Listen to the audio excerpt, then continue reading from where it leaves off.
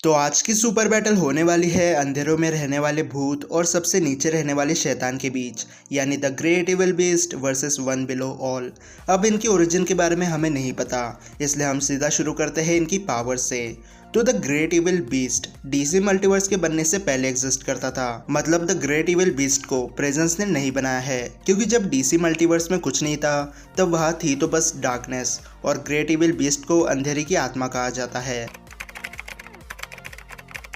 लेकिन crisis of infinite earth's के दौरान एक पागल इंसान की मिस्टिकल एक्टिविटी की वजह से ग्रेट इविल बीस्ट अंधेरे से बाहर आ जाता है।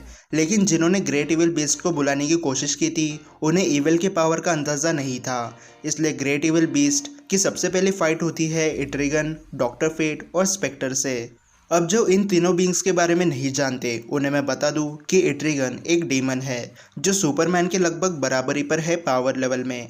डॉक्टर फेट इतना पावरफुल है कि उसके सोचने से ही चीज़ें हो जाती है, लेकिन एक लिमिट तक। और स्पेक्टर को हम डीसी के लिविंग ट्राइब्यूनल की तरह समझ सकते हैं, लेकिन जैसा हाल मार्वल में गैलेक्टस का है वैसे ही डीसी में स्पेक्टर का है। मतलब ये किसी भी इवेंट का हिस्सा बने, आखिर में इनका ही मुंह काला हो जाता है। तो द ग्रेट इविल बीस्ट ने जब फर्स्ट टाइम इट्रिगन, डॉक्टर फेट और स्पेक्टर को देखा तब वो इविल बीस्ट को डार्कनेस के बारे में समझाने की कोशिश करते हैं, लेकिन गलती से इविल बीस्ट हेवन के खिलाफ भड़क जाता है। जिसके बाद the great evil beast Etrigan Etrigan लेकिन back to the topic, the great evil beast काफ़ी इजीली इट्रिगन, डॉक्टर फेट और स्पेक्टर को बीट कर देता है और बाद में जाता है हेवन को डिस्ट्रॉय करने के लिए। लेकिन उससे पहले Lucifer morning star the great evil beast के सामने आता है। हालांकि ये दोनों बींग्स पावर लेवल में काफ़ी बराबरी पर थे, लेकिन मुझे ऐसा लगता है कि the great evil beast Lucifer से थोड़ा ज़्यादा पावरफुल है। और लूसीफर के बाद इविल बीस्ट का सामना होता है द मैन थिंग से, जो हमारे पेरेंट्स की तरह इविल बीस्ट को समझाता है बुराई और अच्छाई के बारे में। अब बेशक मैन थिंग ने हमारे पेरेंट्स की तरह इविल बीस्ट को चप्पल फेंक के नहीं मारी, वरना मैन थिंग वही फिनिश हो जाता। लेकिन तभी डीसी मल्टीवर्स के गॉड यानी द प्रेजेंस वहाँ आते हैं और द ग्रेट इविल बीस्ट की तरफ अपना हाथ बढ़ाते हैं, और इविल बीस्ट भी अपना हाथ उनके ओर बढ़ाता है और 2 सेकंड बाद सब खत्म और हमें ऐसा दिखाया जाता है कि कुछ हुआ ही नहीं था।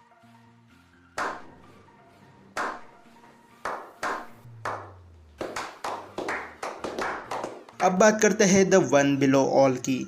तो द वन बिलो ऑल एक मल्टीवर्सल बीइंग है जो सबके नीचे रहता है, मतलब नरक के भी नरक में। मतलब जैसे ह्यूमंस के लिए थॉर एक गॉड है और थॉर के लिए वन बिलो ऑल एक गॉड है, वैसे ही नरक के पापी लोगों के लिए मेफिस्टो उनका गॉड है और मेफिस्टो के लिए वन बिलो ऑल एक गॉड है। लेकिन वन बिलो ऑल क्योंकि हेल का एक टाइप से किंग है, इसलिए वो मल्टीवर्स में एग्जिस्ट नहीं करता। वन बिलो ऑल हेल के दरवाजे के दूसरी ओर रहता है, जिसे ग्रीन डोर कहा जाता है। लेकिन जब हल्क ग्रीन डोर के पास जाता है तब वन बिलो ऑल हल्क को पोजेस कर लेता है। पोजेस मतलब जैसे हॉरर मूवी में गोस्ट इंसान को पोजेस करता है, ठीक वैसे ही वन बिलो ऑल ने हल्क को पोजेस किया था ताकि वो मल्टीवर्स में आ सके। क्योंकि वन बिलो ऑल बिना किसी गामा म्यूटेड बॉडी के बिना मल्टीवर्स में नहीं रह सकता।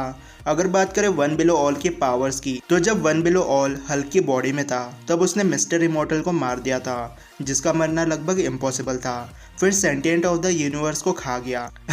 अब बेचारा हल्क करता भी क्या, उसके लिए कुछ खाने के लिए था ही नहीं पूरे यूनिवर्स में। अब ऐसा भी कहा जाता है कि वन बिलो ऑल ने गैलेक्टस और फ्रैंकलिन रिचर्ड्स को मार दिया। हालांकि मैंने ऐसा होते हुए नहीं देखा कॉमिक में, शायद मुझसे वो पेज पढ़ना छूट गया हो गलती से।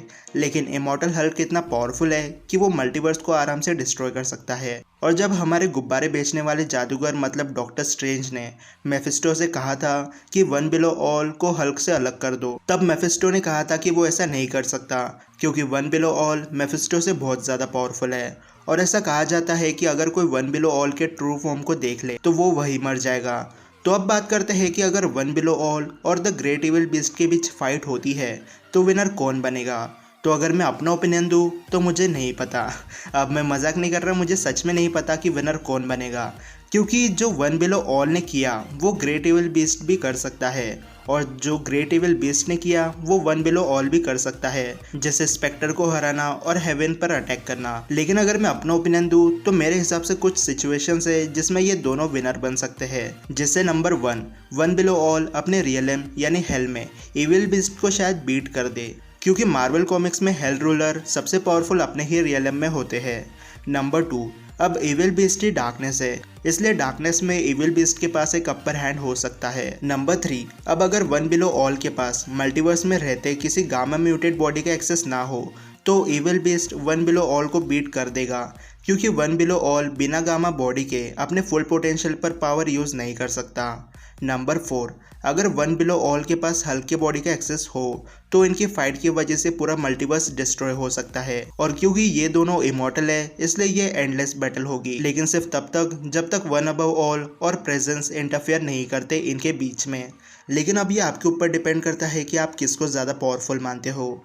मेरे हिसाब से इस सुपर बैटल का विनर ग्रेट इविल बीस्ट को होना चाहिए, क्योंकि उसे किसी पर डिपेंड होने की ज़रूरत नहीं है, ना ही उसकी कोई लिमिटेशंस है, और स्टोरी लाइन के ख़त्म होने तक द प्रेजेंस को खुद आना पड़ा था ग्रेट इविल बीस्ट के सामने ताकि वो डिस्ट्रक्शन करने से रुक जाए, और इविल बीस्ट ने लूसीफर और स्पेक्टर को टक्कर दी है, जबकि वन बिलो ऑल को यूनिवर्स को डिस्ट्रॉय करने में ही बहुत टाइम लग गया था, और वन बिलो ऑल के कुछ लिमिटेशंस है, इसलिए आज के सुपर बैटल का विनर है द ग्रेट इविल बीस्ट।